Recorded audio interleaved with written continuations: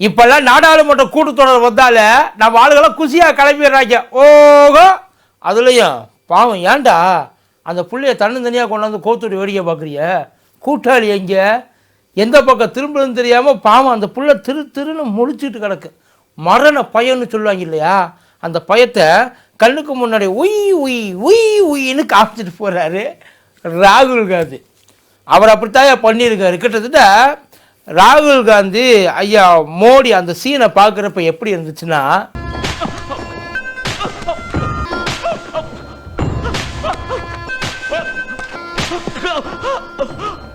இப்படித்தான் இருந்துச்சு. ஆனால் எல்லாத்தையும் செஞ்சுவிட்டு கடைசியில் மனுஷன் மன்னிப்பையும் கேட்டார் பாருங்க ராகுல் காந்தி. அந்த மன்னிப்பு கேட்டது தான் அவங்க மனசை ரொம்ப காயப்படுத்திடுச்சு. பார்த்துருவோப்பா.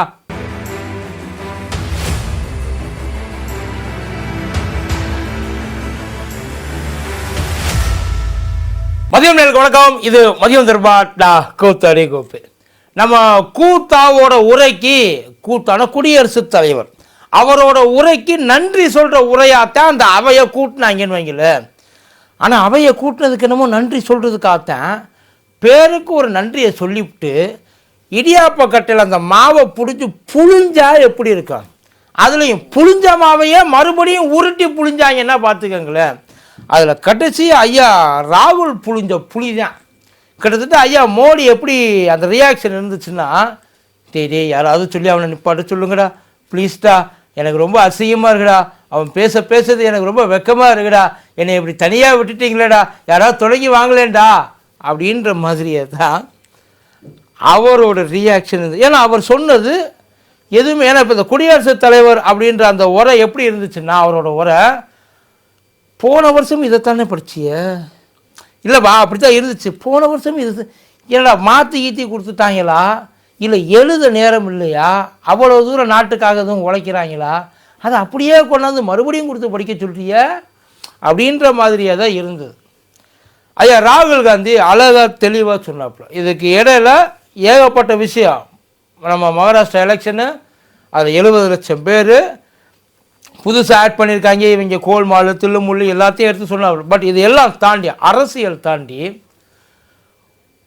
ஒரு நாடாக இங்கே நமக்கு இப்போ என்ன தேவைப்படுது, ஆக்சுவலி என்ன தேவைப்படுது, நம்ம உட்காந்து அவர் புகழ் பாடுறது இவர் புகழ் பாடுறது இவங்க புராணமாக பாடுறது இதெல்லாம் நாட்டுக்கு எந்த விதத்தில் ஹெல்ப் பண்ணும் அவர் கேட்குறாரு. குடியரசுத் தலைவரோட உரை எப்படி இருக்கணுன்றத இப்போ நான் சொல்கிறேன்.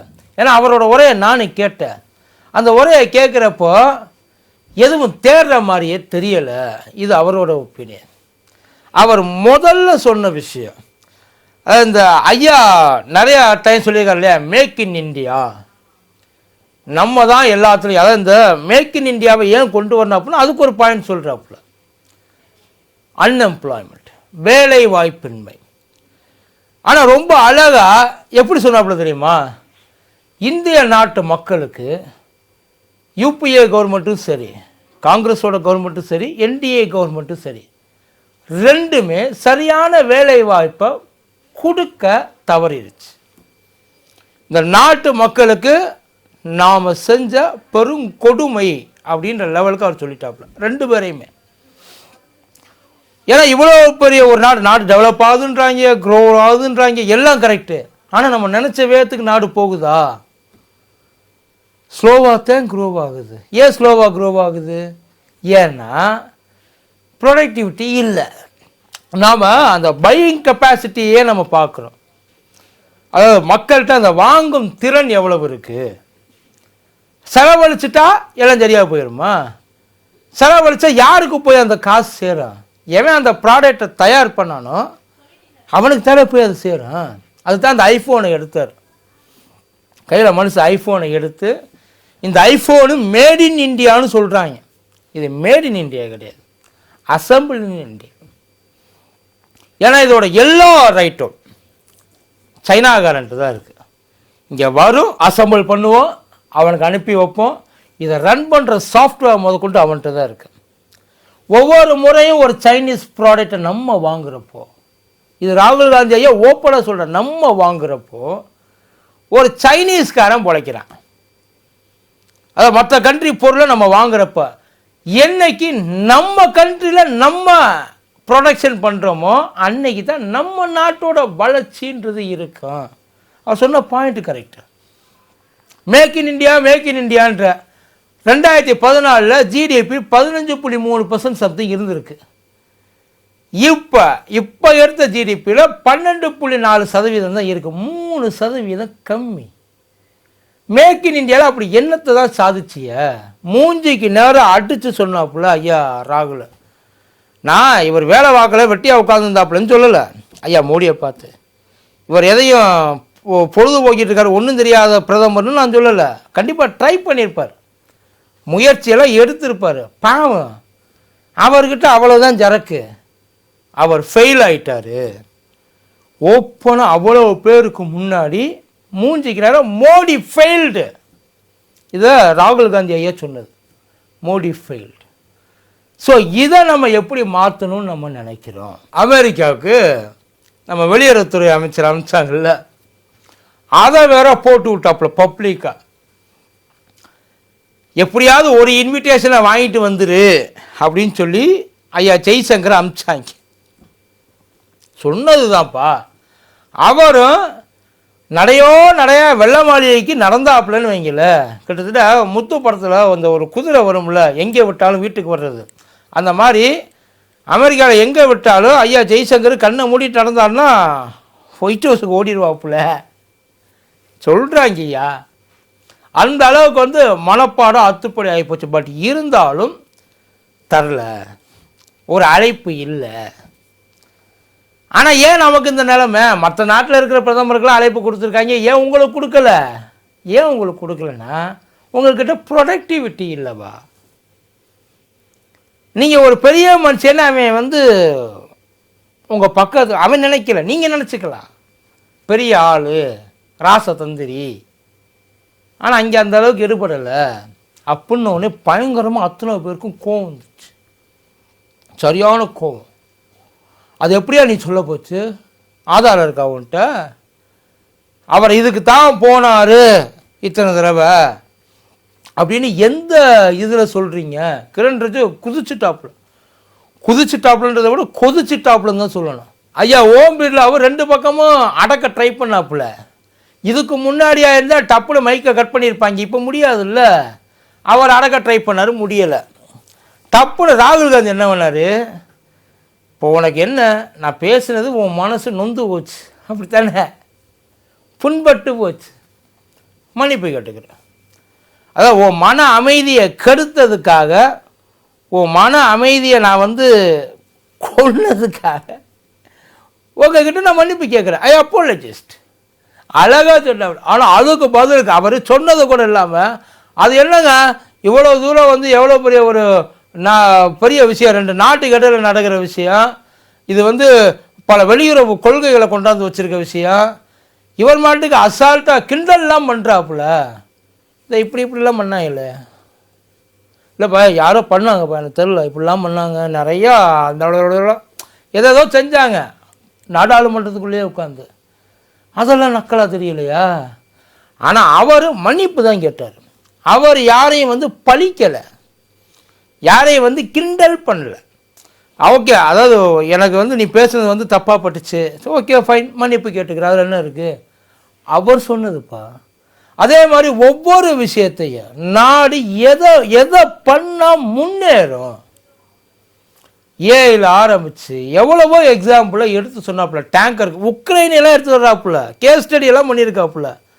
இந்த டேங்கருக்கும் ட்ரோனுக்கு இடையில எப்படி அது இவ்வளோ பெரிய டேங்கை இத்தினூண்டு ஒரு ட்ரோனு அது மாதிரி துவம்சம் பண்ணிட்டு போயிடுது எப்படி கேட்குற. அவர் அதுக்கான விளக்கத்தையும் எடுத்து அத்தனை கிளாஸ் எடுத்துருக்காருப்பா. ஆனால் கிளாஸ் எடுக்கிறப்போ எப்போயுமே ஃபஸ்ட்டு பெஞ்சில் உள்ளவங்களாம் நல்லா தானே இருப்பாங்க, சிரித்த மூஞ்சியாக கேட்டுட்டு இருப்பாங்கல்ல. ஆனால் இங்கே ஃபஸ்ட்டு பெஞ்சில் உள்ளவங்க தான் பாவம். அவர் எவ்வளவோ ட்ரை பண்ணாப்புல, வேண்டாண்டா உள்ளே இருக்க ஃபீலிங்கை வெளியில் காட்டாத, உன்னைய மாதிரி நடிகை இருக்க முடியுமா, எதுவாக இருந்தாலும் ரூமுக்கு போயிடலாம் அப்படின்ற ஒரு நினப்பில் இருந்தாலும் முடியலை. அவங்களுக்குள்ளேயே வெளியில் வந்துருச்சு, எல்லாம் ஆல்மோஸ்ட் வந்துருச்சு. அப்படி தான் இருந்தது. அதுக்கப்புறம் இந்த இராணுவம், சைனா இராணுவம் 4000 ஸ்கொயர் கிலோமீட்டர் சைனா ஆக்கிரமிப்பு பண்ணியிருக்கணும்னு கடந்து இவங்க குதிக்கிறாங்க. அது எப்போ சைனா ஆக்கிரமிப்பு பண்ணியிருக்குன்னு நீ சொல்லுவ? சுப்பிரமணிய சாமி சொல்லியிருக்காருயா, உங்கள் ஆள் தான் சொல்லியிருக்காரு. ஆதாரம் இருக்கா அவர்கிட்ட போய் கேளு, ஆதாரம் இருக்கான்னு கேளு. சுப்பிரமணிய சாமி அடித்து சொல்லியிருக்காரு. இவங்கெல்லாம் ஒரு மனுஷங்கன்னு சொல்லி இவங்களை நம்பி நாட்டை கொடுத்துருக்கியே, அவன் உள்ளே வந்து என்னென்னமோ பண்ணிட்டு போகிறான். கொஞ்ச நாள் அருணாச்சல பிரதேசம் சைனாவுக்கு போய் சேர்ந்துரும்டா சொல்கிறாங்க. ஆய் சூங்சங் அப்படின்னு வச்சுருவாங்க அருணாச்சல பிரதேசத்துக்கு, என்ன பண்ணுவ அப்படின்னு சொல்லி சுப்பிரமணிய சாமியை கேட்டிருக்காரப்பா. அவருக்கு என்ன பதில் சொல்லுவீங்க? உடனே குதிச்சுட்டாங்க, ஆதாரம் இருக்கா ஆதாரம் இருக்கா. அதுதான் அவர் ரொம்ப தெளிவாக சொல்லிட்டாப்புல, ஆதாரம் இப்போ என்கிட்ட இல்லை, ஒரு ஃபேக்ட் இருக்குது. பிரதமர் ஒரு புடி மண்ணை கூட சைனாக்காரன் எடுத்துகிட்டு போகலன்றாப்புல. நான் இருக்கிற வரைக்கும் என் ஏரியாவில் காலை வச்சிருவாடாவே அப்படின்ற ஒரு ஸ்டாண்டில் தான் அவர் இருக்கார். ஆனால் அவர் ஸ்டாண்டில் நம்ம மிலிட்ரி இல்லையே, நம்ம ஆர்மி இல்லையே, சொல்ல மாட்டேங்குது.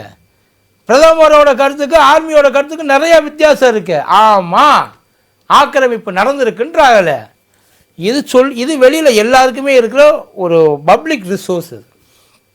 பெரிய ரகசியம்லாம் கிடையாது, பப்ளிக் ரிசோர்ஸ். அதுக்கு என்ன பதில் சொல்ல போகிறாங்க? சரி, இது அத்தனையும். ஆனால் என்றைக்குமே வந்து ஐயா இந்த மாதிரி சமயத்தில் அவையில் இருக்கவே மாட்டார் நம்ம பெரிய ஐயா. ஆனால் ஏன்னு தெரியல, இந்த தடவை என்ன தைரியத்தில் உட்கார்ந்தாப்புலன்னு தான் தெரியல. உட்கார்ந்த ஒன்று ஆளாளு இறங்கிட்டேன், செம்மையாக இறங்கிட்டேன். இந்த பக்கம் இவர் சு வெங்கடேசன், இந்த பக்கம் கனிமொழி அக்கா, எல்லாரும் ஒரு சேர இறங்கி தமிழ்நாட்டு சைட்லேருந்து சரியான அடின்னு வைங்கல, எந்த இடத்துலையும் நிற்க முடியாத என்னைய. ஆனால் உள்ளுக்குள்ளே நினச்சிருப்பார், என்னை கொண்டாந்து கோர்த்து விட்டு உட்காந்துருக்கீங்களா நீங்கள்லாம். ஆனால் ஐயாவுக்காக பக்கபலமாக பின்னாடி நின்று ஒவ்வொரு முறையும் எந்திரிக்கிறாங்க. ஆனால் ஐயாவால் எந்திரிக்க முடியல, ஃப்ரீஸ் ஆகி உட்காந்துருக்காரு. அவங்க கேட்ட கேள்வி நல்லா தெரிஞ்சாங்க. ஒரு எதிர்க்கட்சி தலைவர் வெறும் குறை குத்தம், அதை எப்படி வந்து அசிங்கப்படுத்தலாம், மாட்டி விடலாம், அதுக்கெல்லாம் இல்லை. உண்மையிலேயே ஐயா ராகுல் காந்தி எடுத்திருக்க இந்த ஒரு அந்த வே ஆஃப் அப்ரோச்சுன்னு இருக்கு இல்லையா, அழகாக சொல்கிறார். இதில் உங்கள் ஈகோவையெல்லாம் கொஞ்சம் இறக்கி வச்சுட்டு ஏதாச்சும் உருப்பிடுமா தேருமா, இதுலேருந்து செய்யலாமா உலகத்துக்கு ஒரு. ஆனால் அதுக்கு வாய்ப்பு இல்லை உங்களுக்கெல்லாம். அதெல்லாம் மண்டையில் ஏற்றிக்கிட்டு அடுத்தவன் சொல்கிறது நல்லதை கேட்டாதே நமக்கெல்லாம் இன்றைக்கே நாடு முன்னேறி இருக்குமே. 10 வருஷத்தில் நாம ஏன் பின்னாடி போக போகிறோம்? நாம ஏன் இவங்கள வரும் இந்த இது மதம் சாதி இதை வச்சு நம்ம ஏன் பண்ண போகிறோம்? இந்து முஸ்லீம் பிரச்சனை ஏன் கிளப்ப போகிறோம்? அதெல்லாம் நம்ம தெரியாதுல்ல. ஆனால் அவர் சொன்னதெல்லாம் நல்ல பாயிண்ட். நீங்கள் எந்த கட்சியாக வேணாலும் இருங்க, அவர் சொன்ன அந்த பாயிண்ட்டை மட்டும் எடுத்து பாருங்கள். அதுக்கப்புறமும் அவர் சொல்கிறது உங்களால் ஏற்றுக்க முடியலன்னா புரிஞ்சுக்க முடியாது. உங்களால் அந்த அளவுக்கு ஐயா மோடியை உள்ளுக்குள்ளே பதிஞ்சு வச்சுருக்கீங்க. அவரை தூக்கிட்டு இங்கே இன்னொருத்தர் ஃபிக்ஸ் பண்ண முடியலை. அட்லீஸ்ட் அவரை வச்சுருக்கணும்ல.